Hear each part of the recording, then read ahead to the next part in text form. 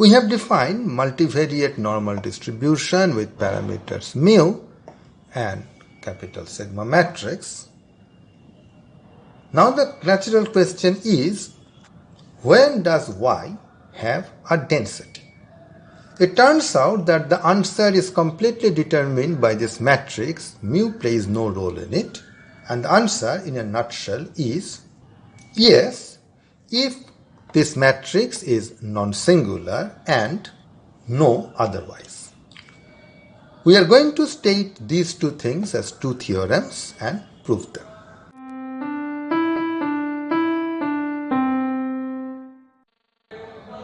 The theorem says that if capital sigma is a non-singular matrix, and of course it has to be n and d because we are making it the second parameter in a multivariate distribution, then it will have density, which is given by Fy equal to 2 pi to the power minus n by 2, then determinant of sigma to the power minus half. Because it is non-negative definite, so the determinant is greater than or equal to 0. Non-singular forces it to be strictly positive, so there is no problem computing this. E to the power minus half, it is very much like y minus mu whole square because there are two y minus mu's on either side. Then sigma inverse in between, no problem computing sigma inverse because it is non-singular. We are now going to prove this result. As usual, we shall start with the definition of this. For this, we will take a square root of capital sigma A. Then, this is the distribution of y equal to ax plus mu, where x has IID normal 0, 1 components. So this is the definition that we have been using for multivariate normal.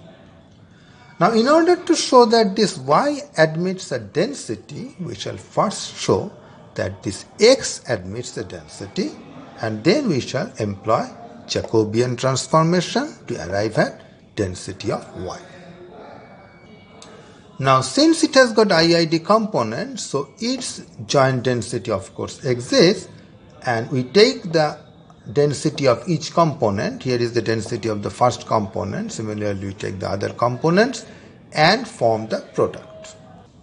So all these exponentials will combine together to produce e to the power minus of x1 square etc. up to xn square, and there are of course this 1 over root 2 pi is n copies of these multiplied together. That gives 2 pi to the power minus n by 2, which is something that we shall need eventually.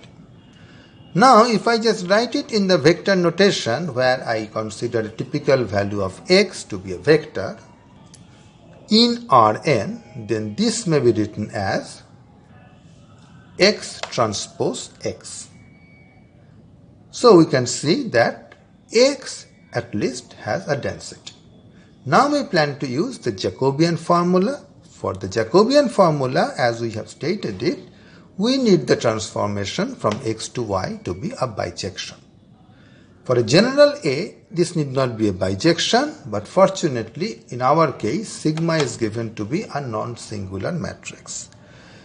Now if sigma is non-singular, A must be non-singular, because if A is singular, in that case this must also be singular. There are various ways of seeing it. One way is you can take the determinant, then it is determinant of A times determinant of A transpose, but determinant of A transpose is same as determinant of A, so it is determinant of A squared. So if this is non-zero, determinant of A is also non-zero.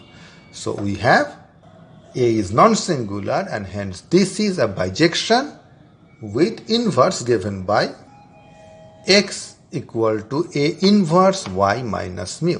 We need to compute Jacobian of this.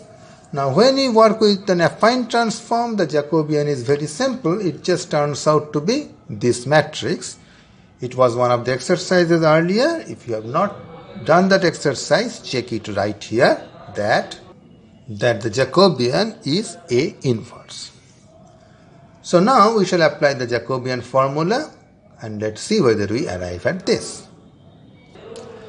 So Fy will be just this, where all the x's are replaced by this expression involving y, and then we'll have the absolute determinant of Jacobian.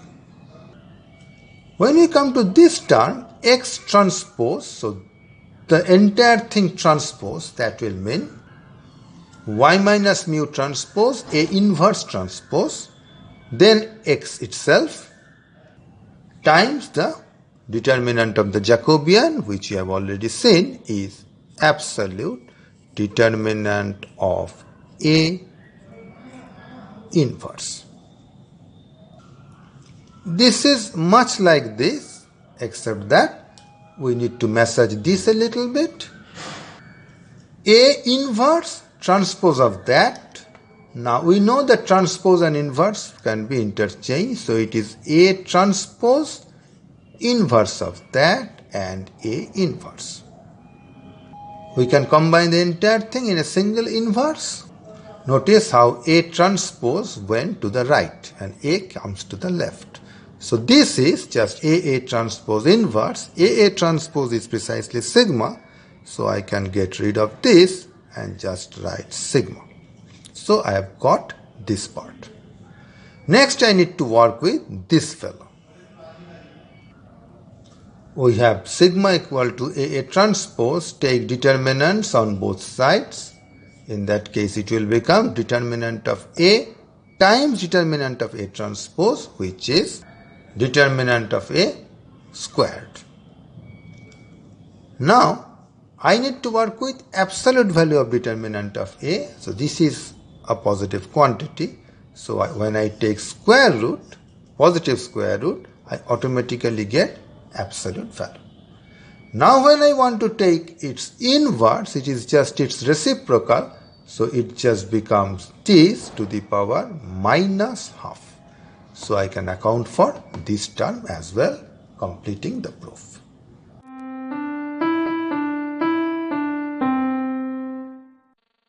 For this other half, we do not even need normality. If A is any random vector such that variance of y, this matrix, this covariance matrix, is singular, then you immediately can say that y cannot have density, normality or no normality.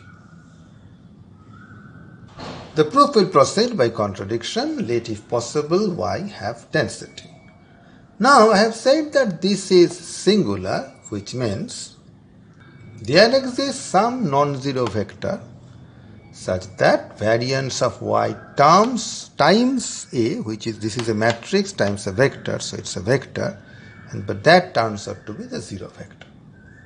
Whenever you have a singular matrix, you have something in its null space, some non-zero vector, so you get this. Now once you have this, I will just further pre-multiply this with A transpose. As a result, this will be the number 0. Now this one I quickly recognize as variance of A transpose y. That is our standard property. So we have got a linear combination of y with coefficients not equal to 0 such that the variance of that happens to be equal to 0. And that means that A transpose y is essentially a constant. It's a constant with probability 1, which we call a degenerate random variable. And incidentally, we all know that a degenerate random variable cannot have density because it's discrete. It just takes a single value. Now somehow we need to show that if y has density, then this is also supposed to have a density, then we'll get the contradiction. For this we have to use a little linear algebra idea. Since this A is non-zero, so if I consider just a singleton set, it is a linearly independent set in Rn set. So everything is happening in n dimension. As a result, I can extend it to a basis of entire Rn. That's a basis. Once you get a basis, so there are n vectors, put them side by side as columns, and then you will get a matrix. And let this matrix be given the name capital P. Since P is made from a basis, so all its columns, n columns are linearly independent, so this P must be non-singular. Now we shall consider the transform Z equals P transpose Y. You understand why I am doing this? The first column will be a transpose, so it will be actually a random vector with first entry given by that degenerate random variable. Now the point is, because P is non-singular, so this is a nice situation where I can apply the Jacobian transform because it is bijection.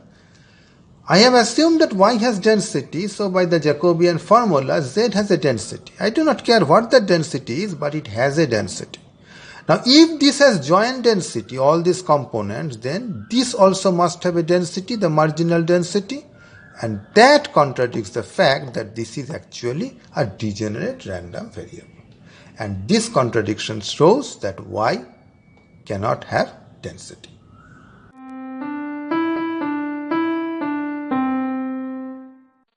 Suppose I have a random vector xy.